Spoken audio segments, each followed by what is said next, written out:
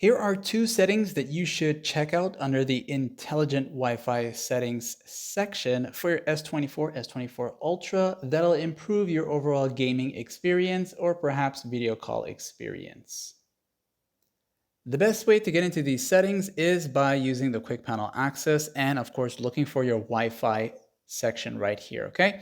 When you see your Wi-Fi toggle, you can long press that and go to where it says details. Then from here now, you'll see a collection of all the Wi-Fis that you have available, but you want to tap on these three dots right up there at the top right. When you do this, you'll see Intelligent Wi-Fi. As you enter into this here now, you're going to see two awesome options.